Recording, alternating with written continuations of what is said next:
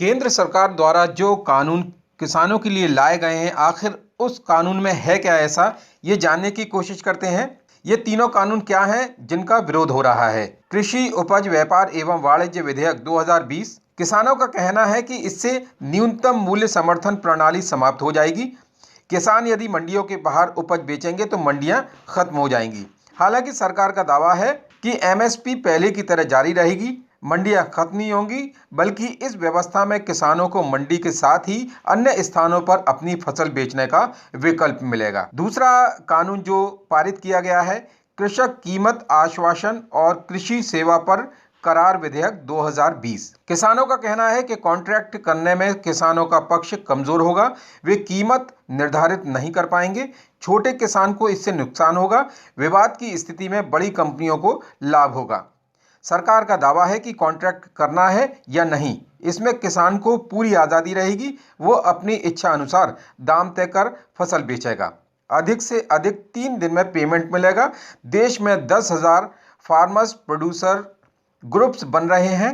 ये पीएफओ छोटे किसानों को जोड़कर फसल को बाजार में उचित लाभ दिलाने की दिशा में काम करेंगे। विवाद स्थानीय स्तर पर ही निपटाया जाएगा। कानून नंबर 3, आवश्यक वस्तु विधेयक 2020। किसान कह रहे हैं कि इससे बड़ी कंपनियां आवश्यक वस्तुओं का स्टोरेज करेंगी, उनका दखल बढ़ेगा, काला बाजारी भी बढ़ सकती है। सरकार का दावा है कि इससे कृषि क्षेत्र में निजी निवेश बढ़ेगा। कोल्ड स्टोरेज एवं फूड प्रोसेसिंग के क्षेत्र में निजी निवेश बढ़ने से किसानों को बेहतर इंफ्रास्ट्रक्चर मिलेगा, किसान की फसल खराब होने की आशंका दूर होगी, वो आलू प्याज जैसी फसलें निश्चिंत होकर उगा सकेगा, इंस्पेक्टर राज खत्म होगा और भ्रष्टाचार भी। किसानों की मांग क्या है, इस पर भी हम एक बार गौर करते हैं। किसान नेता का कहना है कि शुरुआत में ही हमने मांग की है कि कानून को वापस लिया जाए, संशोधन नहीं चाहते। ऐसा लगता है कि 9 दिसंबर को मीटिंग में सरकार कानून वापस लेगी।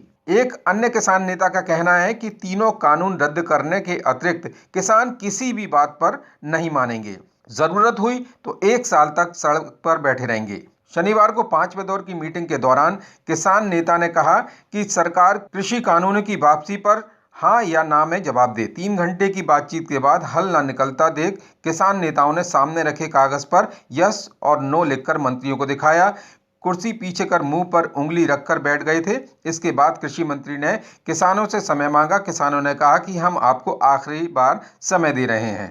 आखिर किसानों की मांग पर सरकार क्या कह रही है, ये भी जान लें। किसानों ने 4 दौर की बातचीत के बाद वार्ता में उन बिंदुओं पर लिखित जवाब मांगा है जिन पर चौथे दौर की मीटिंग में सहमति बनी थी।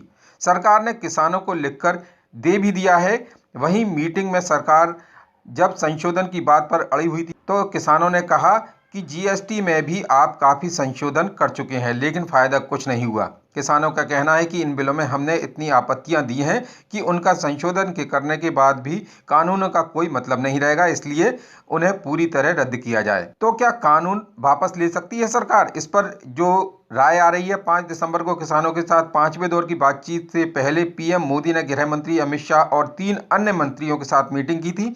सूत्रों के अनुसार इस मीटिंग में कानून वापस लेने पर भी विचार की चर्चा हो रही है। 5वें दौर की बातचीत में जब गतिरोध खत्म नहीं हुआ तो सरकार ने एक बार फिर समय मांगा। अब 9 दिसंबर की बैठक में कुछ ठोस फैसला हो सकता है।